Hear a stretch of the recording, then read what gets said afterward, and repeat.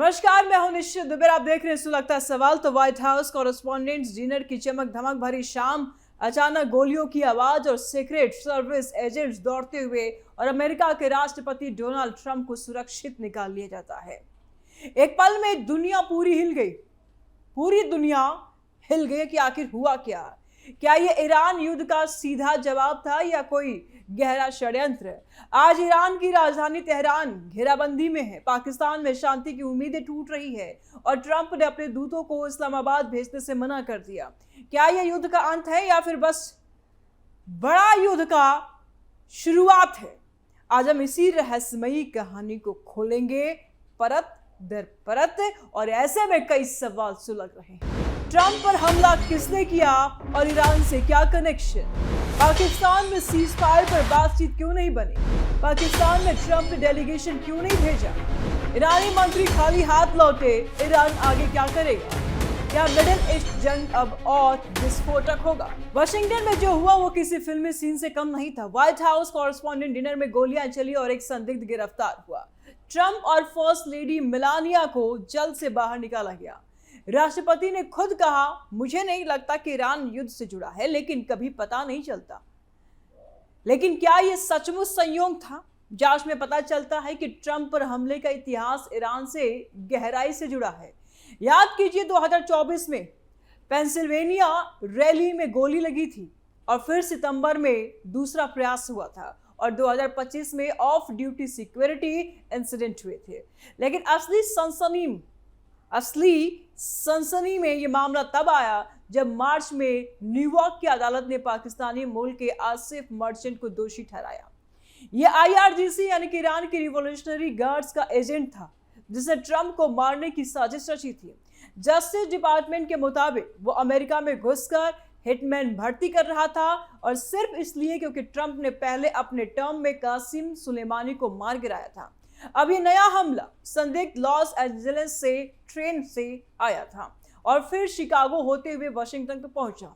Acting attorney general Todd Blanche ने कहा है कि यह प्रशासन को टारगेट कर रहा था, शायद राष्ट्रपति को। ईरान ने अभी तक कोई जिम्मेदारी नहीं ली है, बल्कि तेहरान ने इसे अमेरिकी साजिश बताया है। लेकिन गहरी रिसर्च से यह भी पता चलता है कि इसका कनेक्शन भी निकल के सामने आ रहा है। ईरान युद्ध के 55वें दिन जब ट्रंप ने स्ट्रेट ऑफ हॉर्मुज खोलने का अल्टीमेटम दिया और ब्लॉकेड लगाया, तब से Iran escalate to deescalate strategy पर चल रहा है, यानी हमले करके दबाव बनाना। IRGC के पुराने प्लान्स में ट्रंप को नंबर 1 टारगेट माना जाता था। क्या यह हमलावर ईरानी प्रॉक्सी था या कोई लोन वुल्फ जो युद्ध से प्रेरित हुआ? सस्पेंस यही है, सवाल भी यही है कि अमेरिकी खुफिया एजेंसियां अभी जांच कर रही है, लेकिन नेतन्याहू ने तुरंत कहा कि हम राहत महसूस कर रहे हैं कि ट्रंप सुरक्षित है। पीएम मोदी ने भी कहा यह हमला युद्ध को नया ट्विस्ट दे रहा है। ट्रंप ने कहा कि मुझे ईरान युद्ध जीतने से नहीं रोकेगा, लेकिन अंदरूनी तौर पर यह अमेरिकी नेतृत्व को हिला रहा है। क्या ईरान का डिसेंट्रलाइज्ड मोसाइक डिफेंस डॉक्ट्रिन अब अमेरिकी धरती पर पहुंच गया है? कई रिसर्च से यह पता चलता है कि ईरान ने 20 साल से US इजराइल युद्ध की तैयारी की थी। कमांडर मारे जाए तो भी लड़ाई जारी, और यह हमला उसी का हिस्सा लगता है। क्यूरियोसिटी और बढ़ती है, अगला टारगेट कौन है? क्या ट्रंप अब और सख्त हो जाएंगे? कई रिपोर्ट्स ये कहता है कि ईरान को और आइसोलेट कर सकता है, लेकिन अगर कनेक्शन साबित हुआ तो युद्ध और ज्यादा विस्फोटक हो जाएगा। पाकिस्तान में सीज फायर पर बातचीत क्यों नहीं बनी? पाकिस्तान में ट्रंप ने डेलीगेशन क्यों नहीं भेजा? अब चलिए पाकिस्तान की राजधानी इस्लामाबाद की ओर। यहाँ पिछले हफ्ते 20 घंटे की मैराथन मीटिंग हुई थी। ईरानी विदेश मंत्री Abbas Araghchi, Pakistani army chief field marshal Asim Munir, प्रधानमंत्री शहबाज शरीफ और डिप्टी PM विदेश मंत्री इशाक डार से मिले। फ्रेमवर्क पेश किया गया युद्ध खत्म करने का, लेकिन बात नहीं बनी। क्यों? क्योंकि ईरान ने साफ कहा सीज फायर के तहत कोई बातचीत नहीं हुई, हम CS में नहीं हैं। तेहरान ने डायरेक्ट US मीटिंग से इनकार कर दिया। पाकिस्तानी अधिकारियों ने इसे होपफुल साइन बताया। ट्रंप ने तुरंत अपने स्पेशल एनवॉय स्टीव विटकॉफ और दामाद का प्लान कैंसिल कर दिया। ट्रंप ने ट्रूथ सोशल पर लिखा है कि बहुत ज्यादा ट्रेवल बहुत वक्त बर्बाद करता है। ईरान ने ऑफर दी, लेकिन काफी नहीं। अगर बात करनी है तो फोन कॉल कर ले। पहला राउंड असफल रहा क्योंकि US की 15 पॉइंट लिस्ट में ईरान के रेड लाइंस थे। Nuclear facility dismantle, ballistic missile program suspend और हॉर्मुज ब्लॉकेड हटाना। ईरानी प्रोफेसर मोहम्मद अलमासरी ने कहा कि यह सरेंडर जैसा है, ईरान कभी नहीं मानेगा। JCPO तो सालों चली थी और यहाँ 20 घंटे में क्या होगा। अरागची ने ओमान के सुल्तान से मुलाकात की, कहा कि यूएस की मौजूदगी सिर्फ असुरक्षा बढ़ाती है, हम एंडोजेनस सिक्योरिटी चाहते हैं। और फिर वो मॉस्को जा रहे हैं। पाकिस्तान ने उम्मीद जताई कि अरागची आज लौटेंगे और कल फिर मीटिंग होगी, लेकिन ट्रंप ने कहा ईरान में इनफाइटिंग्स हैं, लीडरशिप फ्रैक्चर्ड। पाकिस्तान मीडिएटर क्यों बना? क्योंकि वो दोनों तरफ का भरोसा रखता है। ईरान के साथ पुरानी दोस्ती है, यूएस के साथ स्ट्रेटेजिक पार्टनरशिप, लेकिन बात नहीं बनी क्योंकि ईरान इम्पोज नेगोशिएशन नहीं चाहता। ट्रंप ने कहा कि ये वेस्ट ऑफ टाइम है। सस्पेंस ये है, सवाल ये भी है कि क्या पाकिस्तान फिर ब्रिज बनेगा या ये स्टॉल युद्ध को लंबा खींच देगा। ब्रिटेन पहले से ही इकोनॉमिक प्लानिंग कर रहा है। 8 महीने तक महंगाई, एनर्जी क्राइसिस, और कई रिपोर्ट्स तो ये भी कहते हैं कि ट्रंप ने डेलीगेशंस इसलिए नहीं भेजा क्योंकि ईरान का ऑफर नॉट गुड इनफ था और वो डायरेक्ट प्रेशर बनाना चाहते हैं। क्या पाकिस्तान की मेहनत बेकार है?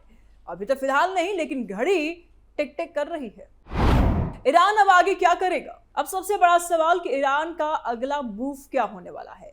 तेहरान घेराबंदी में है, हॉर्मुज बंद है, लेकिन अरागची मॉस्को जा रहे हैं। ओमान से समर्थन मिला। ईरान का फोर्स सेक्सेयर डॉक्ट्रिन क्या कहता है? 20 साल की तैयारी, डिसेंट्रलाइज मोसाइक डिफेंस, यानी कि राजधानी गिरे तो भी लड़ाई जारी रहेगा। गहरी रिसर्च ये बताती है कि ईरान अब लॉन्ग वार की तैयारी में है, प्रॉक्सी हमले बढ़ा सकता है। लेबनान में हिजबुल्लाह पर इजराइल के हमलों के बावजूद इजराइल ने लेबनान में लिफलेट्स बांटे हैं और 20 गांवों से दूर रहो ये भी कहा। ईरान ने कहा कि यूएस इजराइल युद्ध थोप दिया गया है, हम इंडोजेनस सिक्योरिटी बनाएंगे और क्या और विस्फोटक होगा। सिनेरियो देखिए, एक ग्रैंड बार्गेन, अगर यूएस फ्लेक्सिबल हुआ तो डील, लेकिन ट्रंप कह रहे हैं क्लॉक टिकिंग फॉर ईरान। दूसरा स्ट्रेटेजिक फ्रीज, सीज फायर जारी लेकिन कोई डील नहीं। तीसरा एस्केलेशन, ईरान हॉर्मुज माइनिंग करे, गल्फ स्टेट्स टारगेट हो, रीजनल वार। ब्रुकिंग्स और अटलांटिक काउंसिल की रिपोर्ट्स ये कहती है कि ईरान अब न्यूक्लियर की ओर बढ़ सकता है, ज्यादा हार्ड लाइन रिजीम, लेकिन उनका escalate to deescalate backfire कर सकता है।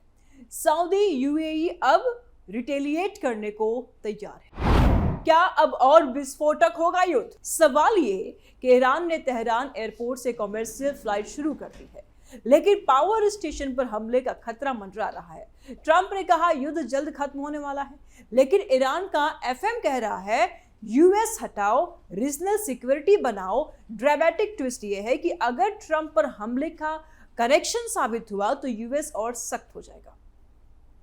ईरान लंबा खेल रहा है, लेकिन प्रेशर बढ़ रहा है। क्या विस्फोटक होगा? हाँ, अगर बातचीत फैल रही तो विस्फोटक हो सकता है, लेकिन पाकिस्तान की वापसी की उम्मीद अभी भी बाकी है। अब पूरी तस्वीर एक साथ देखिए।